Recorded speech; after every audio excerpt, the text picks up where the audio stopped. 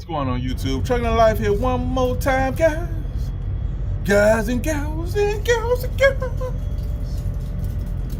Yeah. Anyway, guys, today's video is going to be about when I first got my truck. Before I go into any details about how I got my truck, this is not a promotion video about getting a truck. I'm just letting you know my thoughts or my feelings at that time when I got the truck. And I'm going to come out and say it, I was terrified. I was so terrified that I used to have nightmares of the truck. I used to park my truck like right across the street from my house, because I'm gonna get to it in 1 minute in the point of the video about why I was terrified.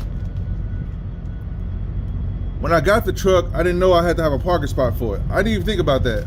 When I went to pick the truck up, I was on my way back home, I realized, man, why don't I park this thing? You know what I'm saying? 'Cause I know I lived in a residential area, so like, I ain't think this far ahead, man. So anyway, I ended up parking my truck across the street till I figured some stuff out, till I found a parking spot, you know what I'm saying? So once I found a parking spot, things got a little bit better as far as my anxiety, you know what I'm saying? Cause you're worried about people seeing what you do every day. You leave out the house, they see you get in that truck. So I had like a parking lot across the street from where I lived, and my truck was the only one in there. So every day, all the neighbors seeing me go out and get in that thing and drive off into the middle of nowhere and come back. So anyway, I didn't like that feeling, guys. So what I did was, I eventually had to find a parking spot to pay. I had to pay for parking, you know what I'm saying? But anyway, the moral of the story is I was terrified when I got my truck. I didn't know what I was in for. All I knew was I had to do something better than what I was doing at the time. When I left the company driver position to do that, I had to leave because I didn't have the glory job like everybody else that have a really good career and they kind of throw it in the air, become an owner operator. I didn't have that story. I had the story of, man, I can't believe truck drivers don't make as much money as I thought they did. Maybe if I get my own truck, I'll be my own boss. I'll drive a sleeper because I ain't feel like, you know, it was all bucket list stuff, right? But anyway, so I ended up with the truck. Now imagine I ended up doing rails and truck and owner operator at the same time. They came in tandem. They came together. I never did rails before, and I never owned a truck before, so I was double scared. It was one of them things like I heard the stories of the rail yards, then I also knew that if I was gonna do this to be home every day, I heard the rails to get you home every day. So I was like, you know what, skip it, man. It's gonna be what it's gonna be at this point. So I used to dream that I didn't have a truck. Now I wake up and I'm like, man, whoo, that was a nightmare. I ain't got no truck. Ooh, I thought I had one, but I see I ain't got one. I look out the window, I see it across the street like, oh, it's real. The truck's still over there. You know what I'm saying? Like, oh, I got a truck. I really got a truck. So anyway, the first month of me having that truck, man, I caught HE double hockey sticks, guys. Man, I was blowing wheel seals. The truck had like issues. It was like, man, what could go wrong did go wrong. Only thing that didn't go wrong with it was like really major engine stuff. So mainly the wheel seals. I kid you, I blew a wheel seal every week the first month I had a truck. That's why I found the hard way what a wheel seal look like when it's blown. Cause I didn't know nothing about maintaining a truck. I didn't know nothing about a truck. I knew how to pre-trip a truck. And to be honest with you guys, before I became an owner operator, I really didn't know too much about that. Cause you know, I worked with a big company at the time, and all their trucks was maintained by a shop. So all you had to do is look over the stuff, make sure you don't see nothing shiny or oil, and you keep on riding. You know what I'm saying? Never really looked at stuff like that till you get your own truck. Then you really look at stuff. You know what I'm saying? Because it'll cost you more in the long run if you don't catch it in time. It'll cost you more. So you learn how to look more detailed. I just say that. And for the record, I'm a grown man on here saying I ain't afraid to say it. I was terrified, man. I've done a lot of crazy things in my life, but I would say this is one of the most scariest things I've done in my life.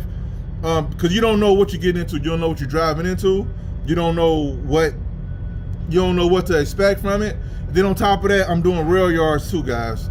So I'm learning how to handle a truck, and I'm also learning how to deal with rail yards, which I've never done before. Before I got my truck, all I knew was get in the truck, you check some things out, you drive. I never knew about the business side of it. I knew none of that stuff, guys. And especially the rail yards, that's a whole nother animal. Like when I started doing that, it turned me into like you had to turn into like a savage, man. Like you gotta turn into he's a savage, man. The first 6 months of me owning the truck, between that and rail yards, you know how you be scared to do something at first, right? You be like, man, I don't know, it's unknown. You get anxiety about it. I had anxiety about the truck, right? But then once I started doing the rail yards, all of a sudden the anxiety of the truck minimized and the rail yard took precedent. Because the rail yards is wild. When I say wild, the rail yards is super wild. Anybody you know.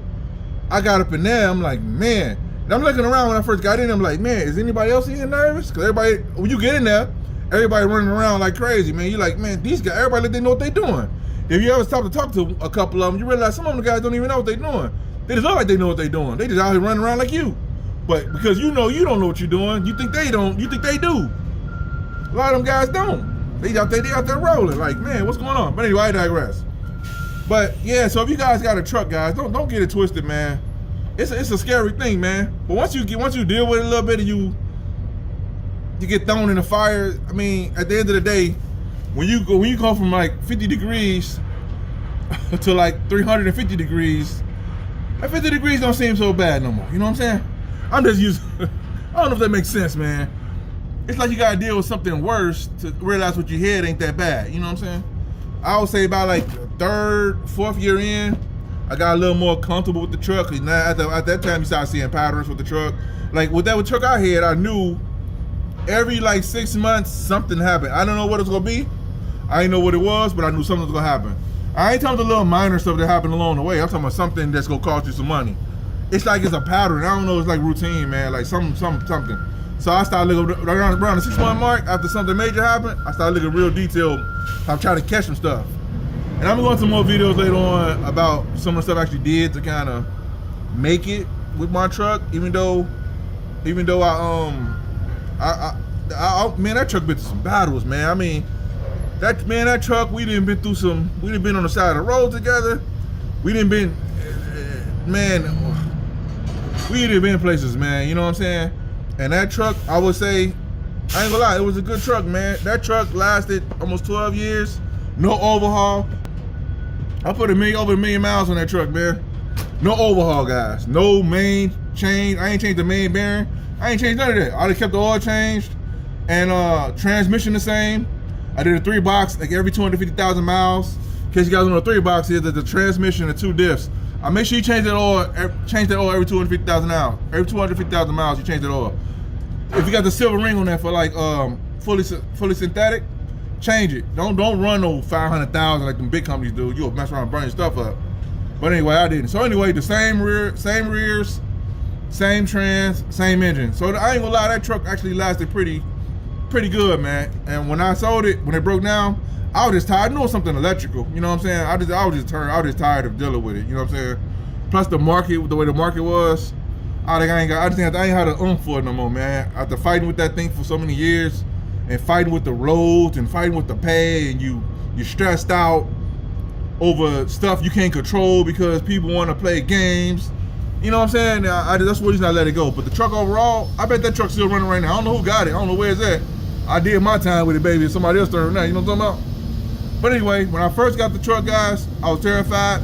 So if you scared, it's all right. Feel the fear and do it anyway, man.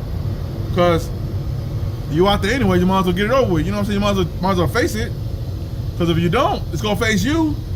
Now, I hear people say, oh, they look all confident. Yeah, you know, I'm out here with the truck. You know what I'm saying? I got getting fuel and doing this, that, other. They all cool and confident, man.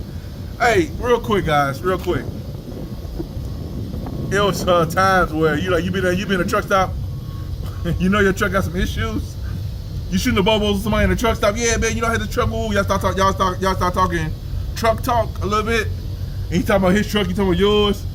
And you been talking, you're like, yeah, okay, man, all right, man, yeah, take it easy, man. You go out to the truck, you're like, man, please start. Cause you know your truck has some problems. Oh man, I ain't gonna say good times, but man, I'm telling you, boy, you be like, man.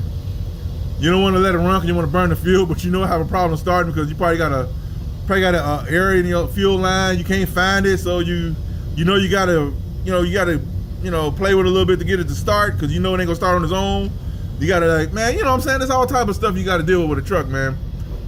But yeah, to the point and purpose of the video, guys, if you are in it and you are scared, it's okay, man. Don't let the people on the YouTube street talking about, man, they look all confident and stuff. Don't let them guys fool you, man. Some of these guys terrified. They don't know how they gonna pay their bills because the truck taking all their money. Or sometimes they don't even know what they gonna be able to do next month because they know if something major happens, it's over. They know that. People could be scared, man. I had anxiety a lot. After the fear of the truck thing kind of left, I had other anxieties with the truck, pertaining to the truck. Like when your truck gotta go to the shop, you know, your money looking crazy. I was fearful. I was scared. I couldn't even enjoy vacation, worry about that stuff. And worried about the shop, go fix your truck in time because you already booked the load. And they said it'd be fixed by this time, but of course, the dog fell into the pool or something, and the mechanic got to leave early for the day. And your truck, well, he was the one working on your truck. Now your truck can't make it to that load because they got to cancel the load because, and it was a good paying load because the mechanic decides to take a leave of absence on your truck. So there's other anxieties that come along with it. But the purpose of this video is I was terrified. When I first started doing rail yards, I was terrified. When I first got the truck, I was terrified. But I got out there, once you get in and you start doing stuff you're terrified of, you start doing it for a while, all of a sudden the terror kind of go away and you got the bigger problems at hand. Especially when you come in worried about something with the truck and you realize your money depends on moving this load, all that kind of go out the window if the truck's still working. Now you're worried about how you gonna move this load to make your money, to make it worth you being out there, worried about the truck. Anyway, guys, purpose of this video is, it's okay to be scared. Feel the fear and do it anyway, man. You know what I'm saying? I mean, if you already got the truck. Now, again, I'm not promoting to get a truck. I'm saying if you're already in it and you're scared, it's okay. It's okay. Man, do it scared. But do it right, because if you don't, you're going to pay for it. Anyway, all right, YouTube. Hope this video was helpful. Give you a little understanding of what's going on here. See you guys in this video. Peace.